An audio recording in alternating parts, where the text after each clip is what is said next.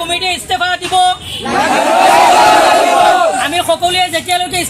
হোজাৰ নীলবাগানত ছাত্ৰৰ প্ৰতিবাদ বিভিন্ন সমস্যা সমাধান আৰু পৰিচালনা সমিতিৰ পদত্যাগৰ দাবীত আজি এই প্ৰতিবাদ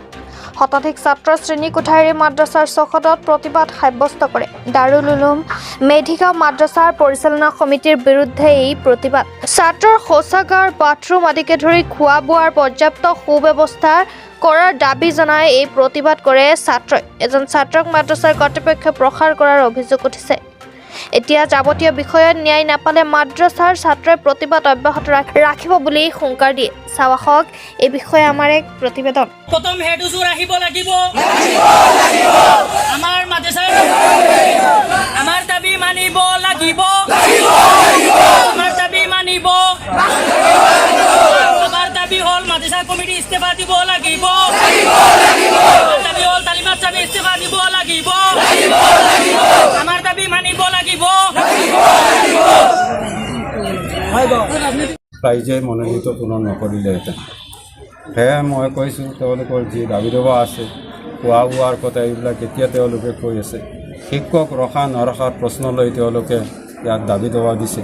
শিক্ষক ৰাখিব লাগে আমি ছাত্ৰ পদীটো ৰাখিব নালাগে কমিটি আছে আজি চাওক কাৰ্যকৰী কমিটি আছে কাৰ্যনিৰ্বাহক কমিটি আছে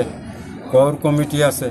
উপদেষ্টা কমিটি আছে আমি বাৰে বাৰে চব একেলগ হৈছোঁ আমিতো তেওঁক কাক ৰাখিব লাগে কাক বুজাই দিব লাগে আমি ছাত্ৰ পুলিচ চলাই প্ৰতিষ্ঠানটো চলাব নোৱাৰোঁ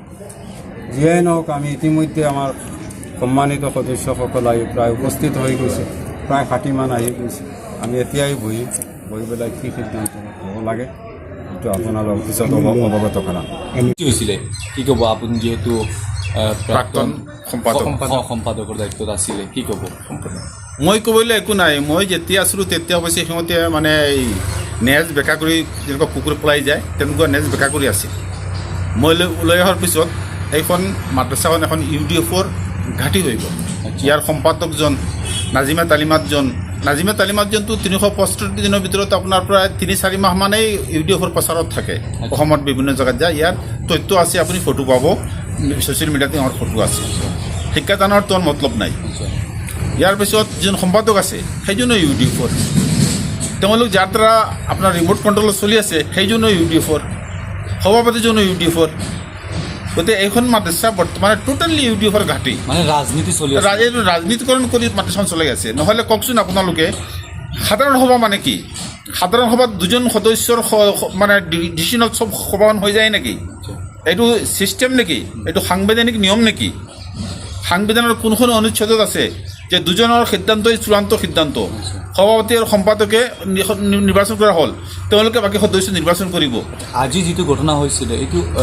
এই যেন বৰ্তমান নৱনিৰ্বাচিত কমিটিৰ কাৰণে হৈছে নেকি আপুনি মোৰ সৈতে সন্দেহ সেইকাৰণে হৈছে নেকি আৰু তেওঁলোকে এজন প্ৰাক্তন আমাৰ আগৰ মানে অতি পুৰণি এজন হেডমৌলানা যিজন বৰ ভাল মানুহ সৎ মানুহ তেওঁলোকে বিদায় দি দিলে আবুল কালাম চাহাবক যিজনক বিদায় দিব লাগে সেইজনক নিদি যিজনক দিব নালাগে সেইজনকে বিদায় দিছে বহুতে কৈছে এজন শিক্ষকৰ কোনো প্ৰয়োজন নাই এইখন মাদ্ৰাছাত কোনোখন মাদ্ৰাছাত প্ৰয়োজন নাই এইজন ফাল্টু মানুহ এইজন বহুতে কৈছে এই কমিটিখন জি অবৈধ বুলি বহুতে কৈ আছে এইখন বৈধ নহয়তো আপুনি এখন সংবিধান সিহঁতে দিছে আপোনালোকে কওক দেশৰ সাধাৰণ নাগৰিকক এখন সংবিধান দিছে সংবিধানখনটো ৰাইজে গ্ৰহণ কৰিব লাগিব ইয়াৰ পিছতে এইখন একশ্যন হ'ব সিহঁতে সেইমতে কাম আৰম্ভ কৰি দিলে